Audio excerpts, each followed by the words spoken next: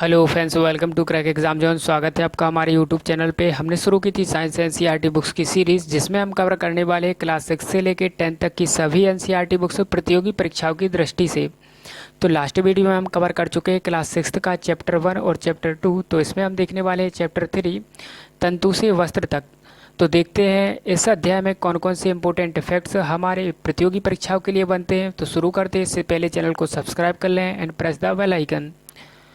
तो अध्याय 3 है तंतु से वस्त्र तक। तो एक छोटे से तंतु से किस प्रकार से वस्त्रों का निर्माण किया जाता है, देखते हैं इसके बारे में। तो सबसे पहले हम देखते हैं तंतु के बारे में। तंतु क्या है? तंतु होती है वस्त्र की सबसे छोटी इकाई। तो इन तंतुओं के द्वारा ही वस्त्र का निर्माण होता है। आपने देखा होगा जब कभी आप सुई में धागा पिरोने की कोशिश करते हैं तो कई बार ये पतली जो धागे की पतली लड़ियाँ होती हैं ये पृथक हो जाती हैं। तो ये पतली लड़ियाँ और भी अधिक छोटी पतली लड़ियों से मिलकर बनी होती हैं, जिन्हें हम तंतु बोलते हैं। तो इन तंतुओं के द्वारा ही क्या बनता है? तागा। और ये तागे से बना क्या? तागा बना तंतुओं से मिलके, और इन तागों के द्वारा ही वस्त्र का निर्माण होता है। तो इस प्रकार से वस्त्र तागों से मिलकर बनते हैं और तागे तंतुओं से मिलकर बनते हैं। अब देखते हैं ये तंतु हमें कहाँ से प्राप्त होते हैं। जैसे कुछ वस्त्र हैं, जैसे सूती, जूट, रेशमी और ऊनी। ये वस्त्र हैं, इनके तंतु हमें पादप और जंतुओं से प्राप्त होते हैं, इसलिए इन्हें प्राकृतिक तंतु बोलते हैं। जैसे पादप तंतु देखते हैं, जैसे रुई और जूट है। तो रुई हमें प्राप्त होती है कपास के पौधे से, और जूट प्राप्त होता है हमें पटसन के पौधे से। आप जी चित्र में भी देख सकते हैं, ये है कपास पादप के खेत। तो इन कपास के पौधे से हमें जो प्राप्त होता है, रुई प्राप्त होती है। और ये है पटसन पादप, इनसे हमें जूट प्राप्त होता है। तो इस प्रकार से ये पादप तंतु हैं। जबकि ऊन तथा रेशम जो है ये हमें जंतुओं से प्राप्त होते हैं। जैसे ऊन की बात करें तो ऊन हमें भेड़, बकरी, खरगोश, याक या ऊँट, इन सभी से हमें प्राप्त होता है ऊन। जबकि रेशम के लिए रेशम के कीट का उपयोग किया जाता है, रेशम के कीट से रेशम प्राप्त किया जाता है। और आपको पता होगा प्रतियोगी परीक्षाओं के लिए इससे एक बहुत इम्पोर्टेंट क्वेश्चन बनता है कि रेशम के कीट से रेशम प्राप्त करने की प्रक्रिया ये कहलाती है सेरीकल्चर। तो इस प्रकार से ये सभी प्राकृतिक तंतु थे, और बहुत अधिक लंबी अवधि के लिए वस्त्रों का निर्माण करने के लिए प्राकृतिक तंतुओं का ही उपयोग किया जाता है। लेकिन वर्तमान में कुछ रासायनिक पदार्थों के द्वारा निर्मित तंतु भी उपलब्ध हैं, जिन्हें हम संश्लेषित तंतु बोलते हैं, जो कि पॉलिएस्टर, नायलॉन और एक्रिलिक, इन सभी नामों से प्रचलित हैं। आपने देखा होगा नायलॉन के बहुत से वस्त्र उपलब्ध हैं वर्तमान में, और नायलॉन की रस्सियाँ भी बनती हैं। इसके अलावा वस्त्र भी बनते हैं और पैरासूट भी बनाए जाते हैं। तो ये सभी संश्लेषित तंतु हैं। अब हम देखते हैं पादप तंतु, जो कि हमने देखे थे रुई और जूट। तो रुई के बारे में देखते हैं डिटेल से। तो रुई हमें प्राप्त होती है कहाँ से? कपास के पौधे से। ये कपास के पौधे हैं, और इसमें जो कपास ऊपर देख रहे हैं आप, ये कपास गोले के रूप में होते हैं, गोलक जैसे। तो इन्हें बोलते हैं कपास गोलक। ये कपास गोलक के टाइप के होते हैं। और इन कपास गोलक में क्या होता है? बीज होता है इसके अंदर। तो इसके अंदर होता है बीज। तो इस कपास गोलक से बीज को पृथक किया जाता है। इसके लिए एक कंघे का उपयोग किया जाता है, जैसे आप ये चित्र में देख सकते हैं। ये कंघे का उपयोग करके, जिसे हम कंकतन भी बोलते हैं, तो इस कंकतन के द्वारा कपास के बीज को पृथक कर लिया जाता है। और ये सब कपास के बीज को पृथक करने की प्रक्रिया कहलाती है कपास को औंटना। तो इस प्रकार से हमने रुई को प्राप्त कर लिया। तो पादप तंतु से बीज अलग कर दिया, और जिस प्रक्रिया कहलाती है कपास को औंटना। अब हम दूसरा, जो कि पादप तंतु है, जिसे जूट बोलते हैं, तो इसके जूट के बारे में देख रहे हैं। तो जूट प्राप्त होता है हमें इस पटसन के पौधे से। आपको पता होगा जूट से क्या क्या बनता है? बोरे बनते हैं, इसके अलावा रस्सियाँ भी बनती हैं, गलीचे भी बनते हैं। तो ये सभी बनते हैं जूट से। और ये जूट के लिए जो पटसन का पादप है, इसकी खेती की जाती है वर्षा ऋतु में। और ये खेती की जाती है तो इसे पुष्पन अवस्था में ही काट लिया जाता है। पुष्पन अवस्था में काटने के पश्चात इसके जो तने होते हैं पादप के, उनको कुछ दिन तक जल में डुबो कर रखा जाता है, जिससे ये तने गल जाते हैं। और इसके पश्चात इनसे जो है पटसन तंतुओं को पृथक कर लिया जाता है। तो इस प्रकार से इससे पटसन तंतुओं को पृथक करके उनसे तागा बना लिया जाता है, और तागों से फिर वस्त्र का निर्माण कर लिया जाता है, या कुछ और रस्सियाँ भी वगैरह भी बना सकते हैं। तो इस प्रकार से हमने देखा कि पटसन पादप से जूट कैसे प्राप्त किया जाता है। तो यहाँ पे आपको एक बता दें, कपास के बारे में हम अभी देख रहे थे।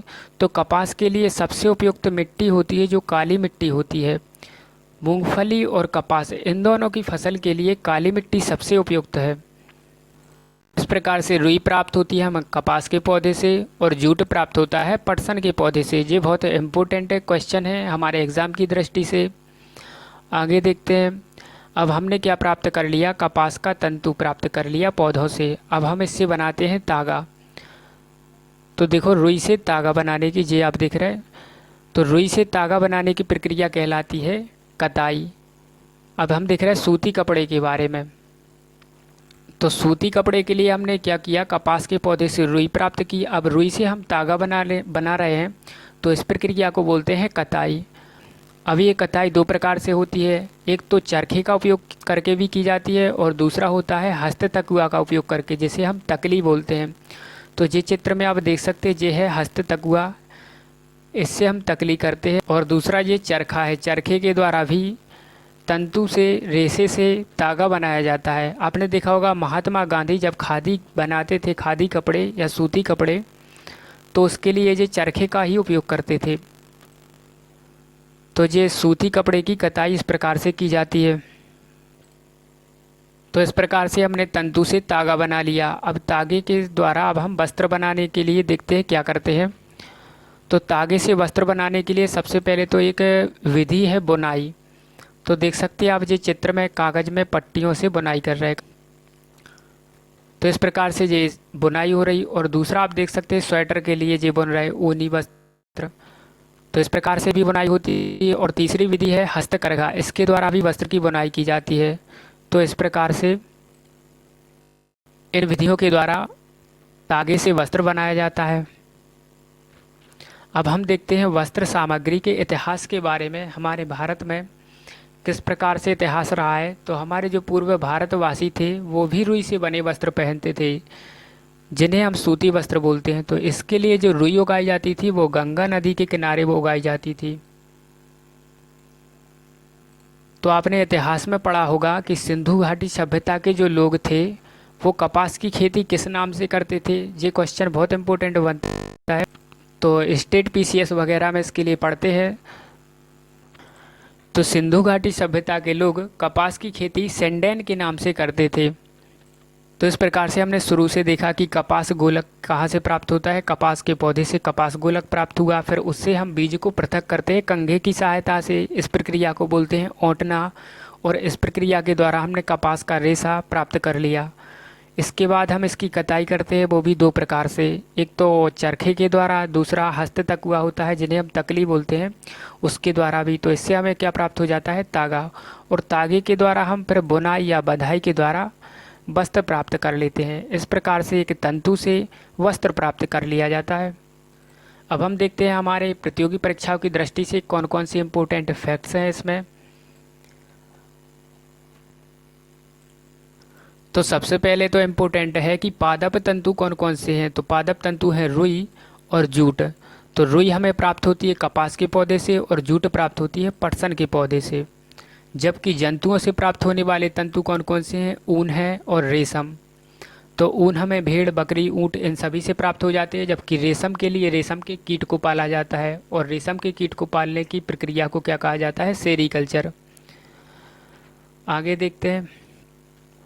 आगे इम्पोर्टेंट है कि कपास की खेती के लिए काले मिट्टी की आवश्यकता होती है। और यहाँ पे जूट हमें पटसन के पौधे से प्राप्त होता है। और इसकी जो खेती की जाती है वो सामान्यतः वर्षा ऋतु में की जाती है। और जूट जो हमें प्राप्त होती है, पटसन पादप होता है, इसके तने से प्राप्त होती है।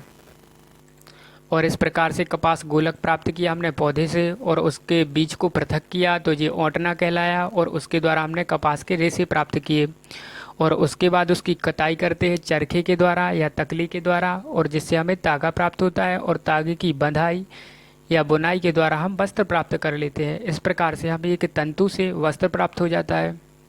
तो इस प्रकार से ये हमारा अध्याय 3 कंप्लीट होता है प्रतियोगी परीक्षाओं की दृष्टि से।